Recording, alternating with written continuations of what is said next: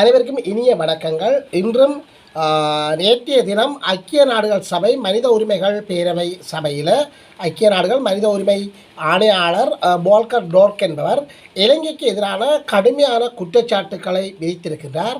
படையினருக்கு எதிராக கடுமையான குற்றச்சாட்டுகளை விதித்திருக்கின்றார். அதே காலத்தில் அந்த படையினர் செய்த காலப்பகுதியில் அரசாங்கங்களுக்கு எதிராகவும் கடுமையான குற்றச்சாட்டுக்களை போல்கர் டோர்க் அவர்கள் விதித்திருக்கின்றார். அதாவது தீர்மானத்தை கொண்டு வந்திருக்கின்றார். இந்த இலங்கையில் இந்த கடந்த காலங்களில் இனப்படுகொலை, அதாவது இன ரீதியாக மேற்கொள்ளப்பட்ட, அதாவது மனித உரிமைகள் மீறல்கள் மற்றும் அதற்கான பொறுப்பு கூறல்கள் மற்றும் மானுடவியலுக்கு எதிரான மன்னிக்க முடியாத குற்றச்செயல்களை செய்தமைக்காக படையினர்களும் அதற்கான பொறுப்பெடுத்த படையினர்களும் அரசாங்கங்களும் பொறுப்பு கூற வேண்டும் என்று சொல்லியும் பதிலளிக்க வேண்டும் என்று சொல்லியும் கடுமையான உத்தரவுகளை பிறப்பித்திருக்கின்றார். தற்போது NPP அரசாங்கம் ஆட்சி அமைத்திருக்கின்றது. இந்த காலப்பகுதியில் இந்த அரசாங்கம் ஊழல்களுக்கு எதிராகவும் பல்வேறு குற்றச்சாட்டுகளுக்கு எதிராகவும் காத்திரமான பங்களிப்பை ஆற்றி இருக்கின்றது. எனவே இந்த அரசாங்கத்துக்கு இது ஒரு நல்ல ஒரு சந்தர்ப்பம். இந்த சந்தர்ப்பத்தை தவறவிடக்கூடாது. இந்த காலப்பகுதியில் சரியான நடவடிக்கைகளை எடுக்க வேண்டும் என்று சொல்லியும் கூறியிருக்கின்றார்.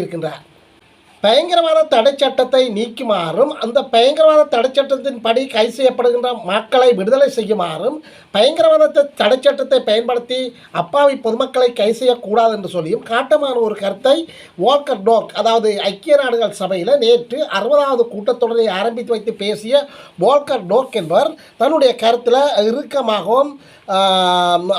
இறுக்கமாக சில கருத்துக்களை முன்வைத்திருக்கின்றார். இதே வேளையில் இலங்கையிலிருந்து சென்ற இதற்கான பதில் கூறுகின்ற பொறுப்பாக இருந்த விகித கோரத், அதாவது வெளிநாட்டு அலுவலர்கள் சம்பந்தமான அமைச்சர் விகித கோரத் இதற்கு ஒரு பதிலை வழங்கியிருக்கின்றார். இவருடைய பதில் எந்த அளவுக்கு அங்கு செல்லுபடியாகுமோ என்பது தெரியாத விஷயமாக இருக்கின்றது.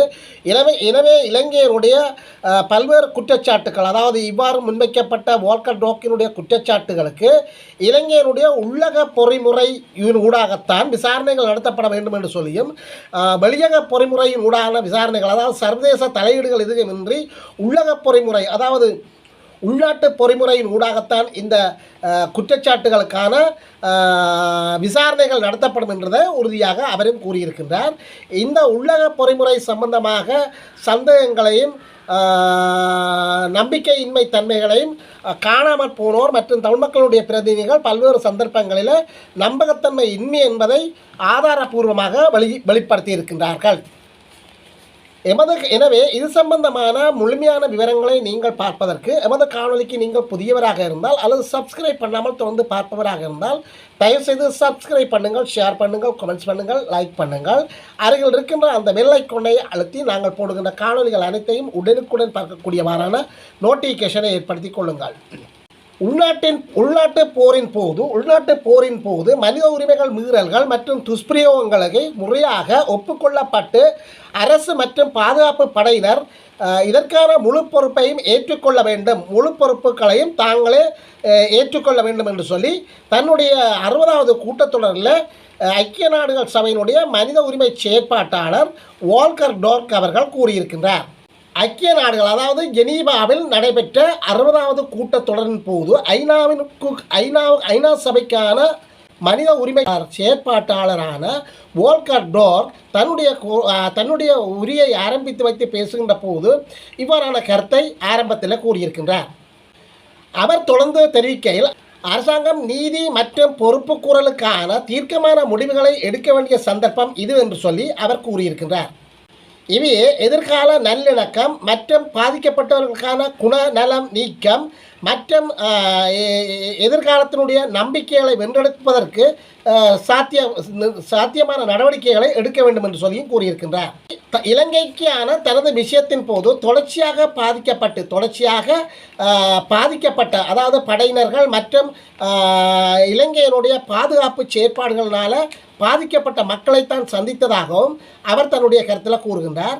இந்த வேளையில் செம்மணி புதைக்குழி சம்பந்தமாக அந்த இடத்திற்கு சென்ற போது புதைக்குழி முகாப்பில் தான் ஒரு பாதிக்கப்பட்ட குடும்பத்தை கண்டதாகவும் அவர்கள் தங்களின் அன்புக்குரியவர்கள் அதற்குள் புதைக்கப்பட்டிருப்பதாகவும் மிகுந்த மனவேதனை தனக்கு ஏற்படுத்தியதாகவும் அந்த நேரத்தில் அந்த கருத்தை கூறுகின்றார். மேலும் தென்பகுதியிலிருந்து 30 வருடங்களாக தன் கணவனை தேடி வருகின்ற ஒரு பொண்ணை தான் சந்தித்ததாகவும் அந்த பொண்ணின் மனவேதனைகளையும் தான் உணர்ந்ததாகவும் தெரிவிக்கின்றார். மேலும் குற்றச்செயல்களில் ஈடுபட்ட படையினர்கள் அந்த தண்டனையிலிருந்து அவர்களை விலக்கப் பெறுவதென்பது இன்னொரு வன்முறையின் வடிவமாகும். இலங்கையினுடைய அரசாங்கம் குற்றம் செய்தவர்களுக்கு தண்டிக்காமல் விடுவது சம்பந்தமாக தன்னுடைய கருத்தை இறுக்கமாக கூறியிருக்கின்றார். குற்றச்செயல்களிலிருந்து தப்பித்து கொண்டிருக்கின்ற படையினர்கள் இன்னொரு வன்முறை சம்பவத்தை தூண்டுவார்கள் என்று சொல்லியும் அவர் தன்னுடைய கருத்தில் கூறியிருக்கின்றார். பாதிக்கப்பட்டவர்கள் மற்றும் உயிர் பிழைத்தவர்களின் கோரிக்கைகள் நியாயமானதாக இருக்கும் என்று சொல்லியும் அவற்றுக்கு கரிசனைகள் செலுத்தப்பட வேண்டும் என்று சொல்லியும் தன்னுடைய கருத்தில் கூறியிருக்கின்றார். உள்நாட்டு போரின் போது மனித உரிமைகள் மீறப்பட்டிருக்கின்றன என்பதை முறையாக நீங்கள் ஏற்றுக்கொள்ள வேண்டும் என்று சொல்லியும் இலங்கை அரசாங்கத்தை வலியுறுத்தி இருக்கின்றார். அரசாங்கம் இந்த காலப்பகுதியில் ஆட்சியில் இருந்த அரசாங்கம், அதாவது போரின்ற வன்முறைகளை, அதாவது புதைகுழிகளை தோண்டியவர்கள், மக்களை அழித்தவர்கள், சுட்டு கொல்லப்பட்டவர்களின் அந்த காலப்பகுதியில் எந்தெந்த அரசாங்கங்கள் இருந்ததோ அந்த அரசாங்கங்களும் அந்த காலப்பகுதியில் இயங்கிய படையினரும் இதற்கான பொறுப்புகளை கூற வேண்டியது உங்களுடைய தார்மீக கடமை என்பதை அவர் உறுதிப்படுத்தினார். இதேவேளை தமிழீழ விடுதலை புலிகள் செய்த குற்றங்கள் சம்பந்தமாகவும் நீதியான வெளிப்படுத்தல்கள் தேவை என்று சொல்லியும் அவர் அழுத்தம் திருத்தமாக கூறியிருக்கின்றார். இதுவே பொதுவான நீதியும் பாதிக்கப்பட்டவர்களுக்கான நம்பிக்கையை ஏற்படுத்தும் என்று சொல்லி அவர் தன்னுடைய கருத்தில் கூறியிருக்கின்றார். மேலும் இந்த காலப்பகுதி, அதாவது இது ஒரு சரியான சந்தர்ப்பம், அனுர அரசாங்கத்துக்கு இது ஒரு சரியான சந்தர்ப்பம். அனுர அரசாங்கம் பல்வேறு வாக்குறுதிகளை வழங்கி, அதாவது நீதிக்கான நேர்மையான உண்மையாக செயற்படுவேன் என்று கூறிய அனுர அரசாங்கம் தன்னுடைய கருத்துக்களை சீர்தூக்கி பார்ப்பதற்கும் உறுதிப்படுத்துவதற்கும் இது ஒரு அரிய சந்தர்ப்பம் என்று சொல்லி வால்கர் டோர்க், அதாவது ஐக்கிய நாடுகள் சபையினுடைய மனித உரிமை ஆணையாளர் இந்த கருத்தை கூறியிருக்கின்றார். மாற்றத்தை ஏற்படுத்துவதற்கான சரியான சந்தர்ப்பத்தை இலங்கை அரசாங்கம் பெற்றிருக்கிறது என்று கூறுகின்ற வால்கர் டோர்க் இந்த சந்தர்ப்பத்தை அரசாங்கம் சரியாக பயன்படுத்த வேண்டும் என்று சொல்லியும் இதனால் பாதிக்கப்பட்டவர்களுக்கு நீதி கிடைக்க வேண்டும் என்று சொல்லியும் வலியுறுத்தி இருக்கின்றார். இதேவேளை நீண்ட காலமாக இலங்கையில் யுத்தம் நடைபெற்று வருகின்றது. இந்த யுத்தங்கள் காலப்பகுதியில் பல்வேறு மனித உரிமைகள் மீறப்பட்டிருக்கின்றன. இந்த மனித உரிமை மீறலுக்கான பாதிக்கப்பட்டவர்களின் சார்பாக வேண்டப்படுகின்ற கோரிக்கைகளுக்கு இசைவாக படையினர் மீது தண்டனைகள் மேற்கொள்ளப்படுவதில்லை. மேலும் படையினர்கள் இதனை மீள்சுழற்சி மீதம் என்று சொன்னால் குற்றம் செய்வார்கள், பேர்ந்து தப்புவார்கள், குற்றம் செய்வார்கள், பேர்ந்து தப்புவார்கள். இவ்வாறான சுழற்சி முறையினூடாக அவர்களுக்கான பாதுகாப்பு அளிக்க வந்தது என்று சொல்லி கூறுகின்ற வால்கர் டோர்க் அவர்கள் இவர்களுக்கான இந்த சந்தர்ப்பத்தை நீங்கள் சரியாக பயன்படுத்துங்கள், இவர்களுக்கு தண்டனையிலிருந்து மீட்பை கொடுக்க வேண்டாம் என்று சொல்லி கூறுகின்றார்.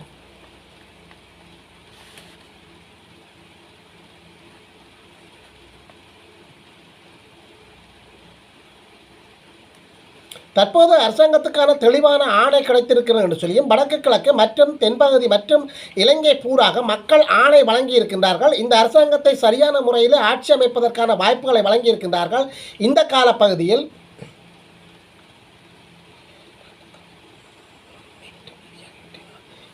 இந்த காலப்பகுதியில் மாற்றத்திற்கான ஒரு சீர்திருத்தம், உண்மை மற்றும் நீதிகளை நிலைநாட்டுவதற்கு அனுர அரசாங்கத்துக்கு ஒரு சரியான சந்தர்ப்பம் கிடைத்திருக்கிறது என்று சொல்லி வால்கர் டோர்க் அவர்கள் தன்னுடைய கருத்தில் அழுத்தம் திருத்தமாக கூறுகின்றார்.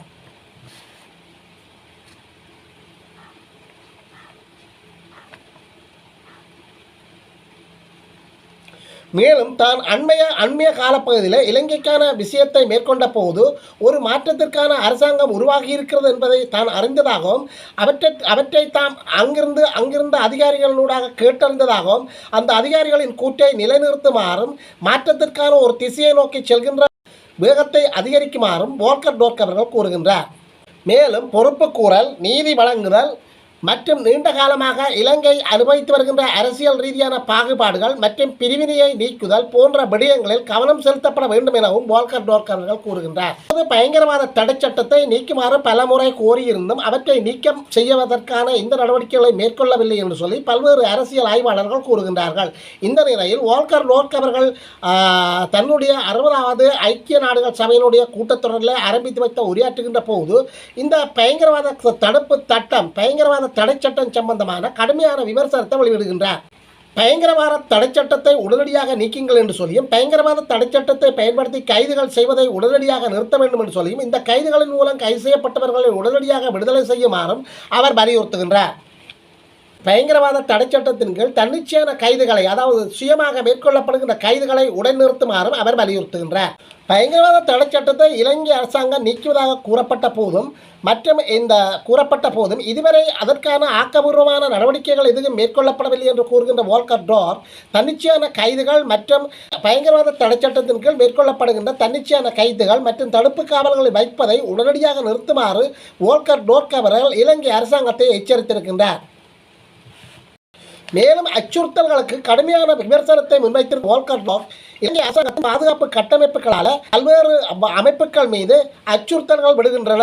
அதாவது காணாமல் போனோர் சங்கம், அந்த சங்கத்தினுடைய உறுப்பினர்களுக்கு தொடர்ச்சியாக அச்சுறுத்தல் விடுவதையும் உடனடியாக நிறுத்த வேண்டும் என்று சொல்லியும், பாதிக்கப்பட்டவர்கள் நியாயம் கோருகின்ற போது அச்சுறுத்தப்படுகிறார்கள் என்பதை உணர்ந்து அதற்கு சாதகமான நடவடிக்கைகளை எடுக்குமாறும் அரசாங்கத்தை கோரியிருக்கின்றார். இதேவேளை வடக்கு மற்றும் கிழக்கில் இராணுவ மயமாக்கல் மற்றும் காணி விடுதல்கள் சம்பந்தமான கரிசனைகளை காட்டுமாறும் மக்களுடைய காணிகளை மக்களுக்கு வழங்குமாறும் இராணுவ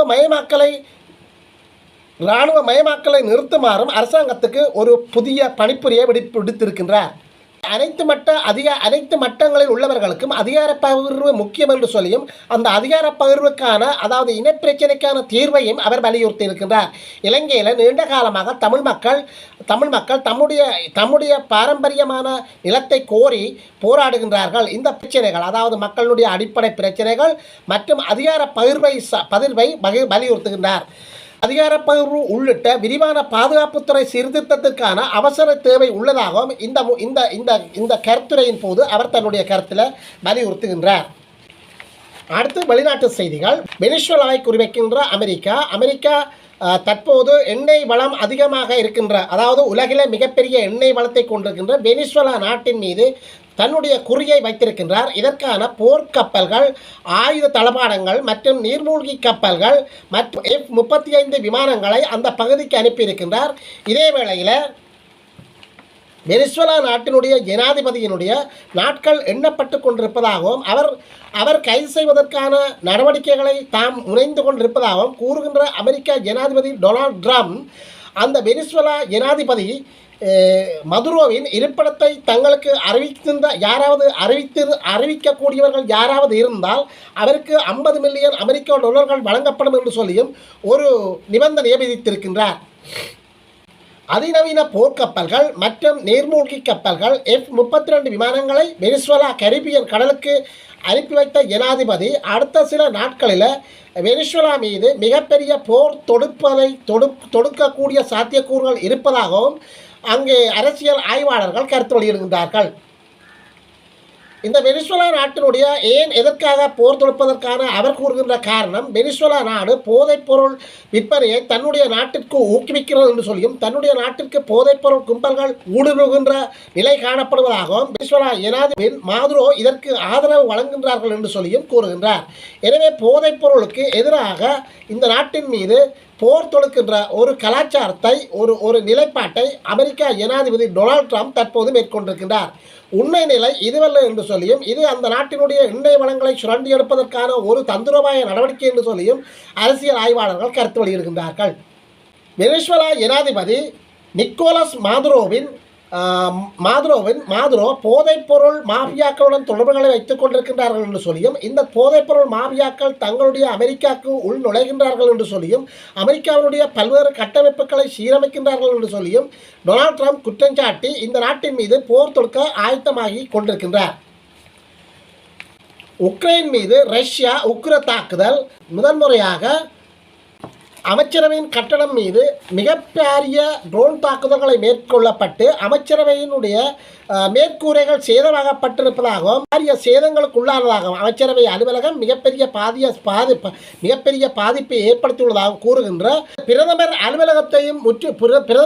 அலுவலகத்தின் மீதும் ட்ரோன் தாக்குதல் மேற்கொள்ளப்பட்டதாக கூறப்படுகின்றது. பிரதமர் யூலியா ஸ்டாம்டீப் டென்கோ தாக்குதல் குறித்து தன்னுடைய பதிவில் என்ன செய்திருக்கின்றார் என்று சொன்னால், உக்ரைன் மீது கட்டடங்கள் தாக்கலாம், ஆனால் அந்த கட்டடங்களை நாங்கள் மீட்டெடுப்போம். உயிர்களை தாக்குகின்றார்கள், ஆனால் அந்த உயிர்களை மீட்டெடுக்க முடியாது என்று சொல்லி ஒரு பதிவை அவர் பதிவிட்டிருக்கின்றார்.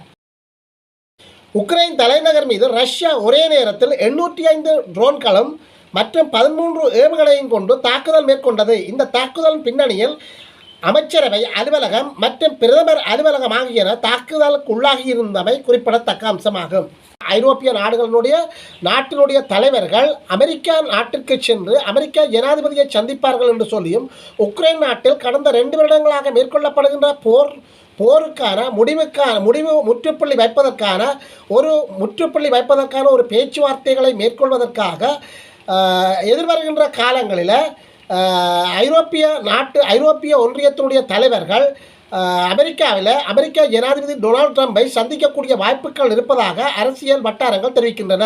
எதிர்வரும் செவ்வாய் அல்லது திங்கள் பகுதியில் ஐரோப்பிய ஒன்றிய தலைவர்கள் அமெரிக்க ஜனாதிபதி டொனால்ட் ட்ரம்பை அமெரிக்க ஜனாதிபதி மாளிகையில் சந்திக்கக்கூடிய சாத்தியக்கூறுகள் இருப்பதாகவும் செய்தி வெளியாகி இருக்கின்றது. இதேவேளை ரஷ்ய ஜனாதிபதியுடன் இனி அடுத்த கட்ட பேச்சுவார்த்தை நடத்துவதற்காக விரைவில் அதற்கான ஆயத்தங்களை செய்வேன் என்று சொல்லியும் விரைவில் ரஷ்ய ஜனாதிபதி புட்டின் உடன் பேச்சுவார்த்தைகளை தொடங்க உள்ளேன் என்று சொல்லியும் அமெரிக்க ஜனாதிபதி தன்னுடைய கருத்தில் கூறியிருக்கின்றார். மேலும் ஐரோப்பிய நாடுகள் எரிசக்தியை பெற்றுக்கொள்வதை நிறுத்த வேண்டும் என்று சொல்லி கூறுகின்ற டொனால்ட் ட்ரம்ப் சில நாடுகள் தற்போதும் எரிசக்தியை ரஷ்யாவிடம் ரகசியமாக பெற்று வருகின்ற என்ற கருத்தையும் முன்வைத்திருக்கின்றார்.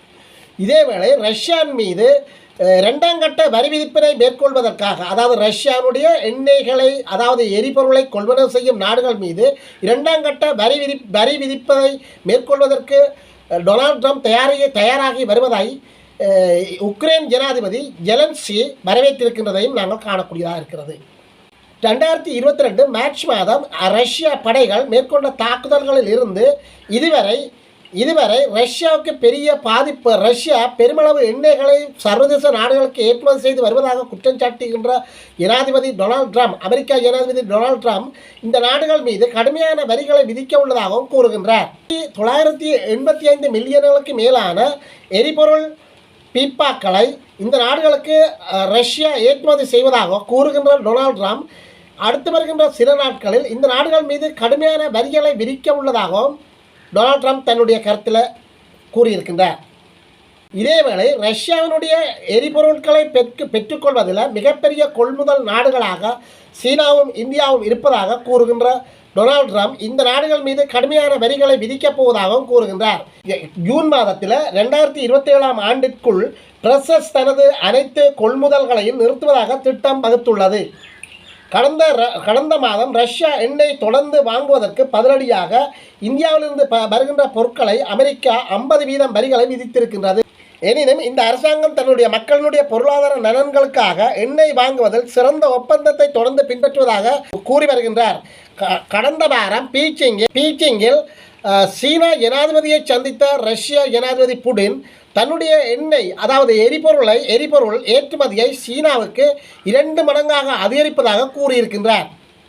இதே நேரம் கடந்த மாதம் அலாஸ்காவில் புடின் அவர்களை சந்தித்த அமெரிக்க ஜனாதிபதியின் சந்திப்புக்கு பின்னர் உக்ரைன் மீதான தாக்குதல்கள் அதிகரித்திருப்பதாக கூறுகின்ற இந்த ஐரோப்பிய நாடுகளினுடைய தலைவர்கள் புடின் தன்னுடைய தாக்குதல்களை தீவிரப்படுத்தி இருந்தார் என்பது குறிப்பிடத்தக்க ஒரு அம்சமாக காணப்படுகின்றது.